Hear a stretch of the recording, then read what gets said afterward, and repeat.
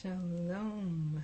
This is going to be a really quick video on persevering, and I think some people may need some guidance on starting a habit and continuing through to the end.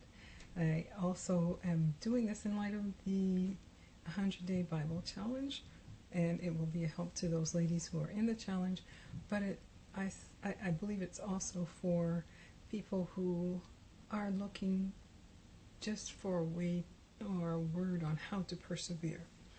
So yeah, I just put this in my spirit this morning and I quickly wrote it down, and I'm really trying to get things out as quickly as he gives it to me so that I'm not disobedient. So the first thing when you are starting something new is that you've got to make a decision. You've got to make a choice that this is something that I'm going to do.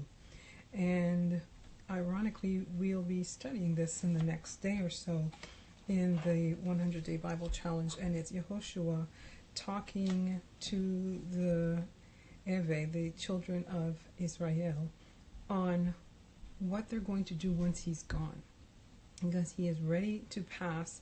And he needs to let them know that they've got to continue. They've got to make that choice. And in Yehoshua chapter 24, verse 15, he says, "And if it seems evil in your eyes to serve Yahuwah, choose for yourselves this day whom you are going to serve, whether the mighty ones which your fathers served that were beyond the river," that's the Yarden, "or the mighty ones of the Amorites in whose lands you dwell. But I and my house, we serve Yahuwah." He made that decision, and because of that, when he passed into what it says, he rested with his fathers. He passed with dignity. So you need to choose. You have to make a decision as to what you're going to do, and you're going to press toward that with your eye fixed. It's also in Philippians 4. You press towards the mark, and you just keep your eye there. Number 2, it's realize that it's going to be hard. There's a thing, I used to be a life coach. There's a thing called critical mass, and that is described by dictionary.com, the amount necessary or sufficient to have a significant effect or to achieve a result. So for the first day, it's going to be hard. The second day, it's going to be hard. And then there's going to be a point in time where your old self is going to be saying to you, "I don't want to do this no more." And it's you just going in day in, day out, and pushing through so that you can achieve the results that you want to achieve. And of course, we're not going out of Yah's will, but it requires a dedication. It requires your mind to set towards that. And in Hebrews chapter 6, Ivri chapter 6, verses 11 to 15, are the chapter with our Hall of Fame, I call it, the Hall of Fame chapter. I put the wrong chapter there. Hold on a second.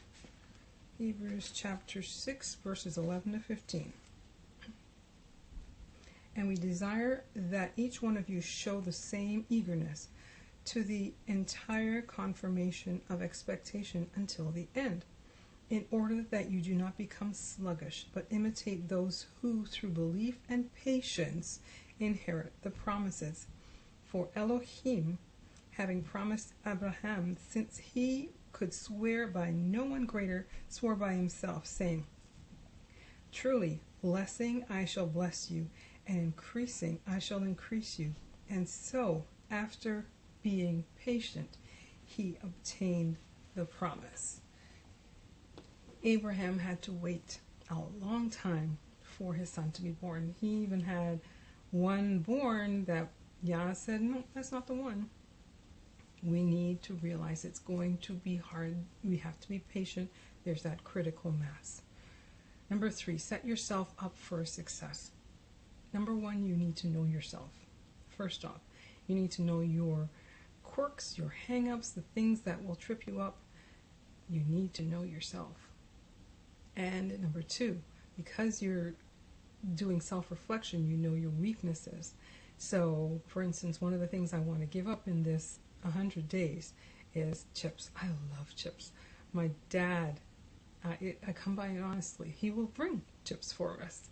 If he's passing and he feels like leaving something, he'll bring chips for us. So I come by it honestly, but it's something that's not necessarily good for me. So I know that this is a weakness. This is something that I will not be going in the chip pile once I've made the decision that this is it. And you need to know the people around you. So I know that my dad loves chips. I know that he will bring me chips. I need to now tell him not to bring me chips. So you have to set yourself up for success. You can't have the things around you that caused you to stumble or fall in the past if you want to be successful. So number 4 is dust yourself off and start again. Now, we sometimes think that we're not going to fall. We're going to fall. There's no if, ands, or buts about it. We're going to fall. All right?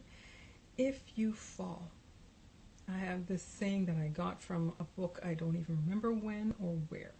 But if you fall, turn over and sit on your bum and see where you're at. And when you get your bearings, when you can see all around you and you can figure out, okay, all right, then you can get up. Don't stay down there. It's comfortable on your bum sometimes. Don't stay down there. Don't stay down there. Remember, you cannot rise from a lofty position. Yah cannot lift you if you think you're the bee's knees. You have to be down there in order for him to lift you up. In Proverbs chapter 24, verse 16 says, "For a righteous man falleth 7 times and riseth up again, but the wicked stumble under adversity." Whoa. The wicked stumble under adversity. So the whole thing is to get back up once you've fallen. Don't stay down. Get up. All right? Don't stay down. And the last one is to turn your face to the wall. Figure out what you're doing wrong and tell Yah your shortcomings. Don't ask him to do things. Be aligned with his will, then ask for wisdom.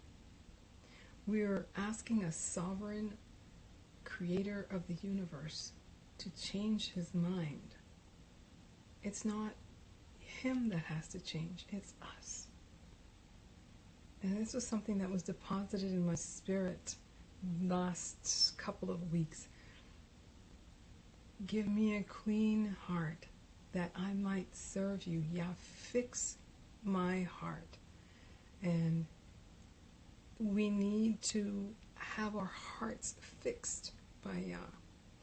We can't be doing it on our own. So if you want to learn the scriptures, if you want to, whatever it is that you want to do, you have to ask Yah to fix your heart so that he can use you. Because if you're trying to do it on your own, it's never going to work. So those are 5 points that I have for someone who wants to start something new, to persevere. You have to make a decision, number 1. You have to realize that it's going to be hard. There's a critical mass. You have to set yourself up for success.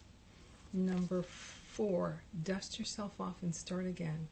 And number 5, turn your face to the wall and align yourself with Yahuwah.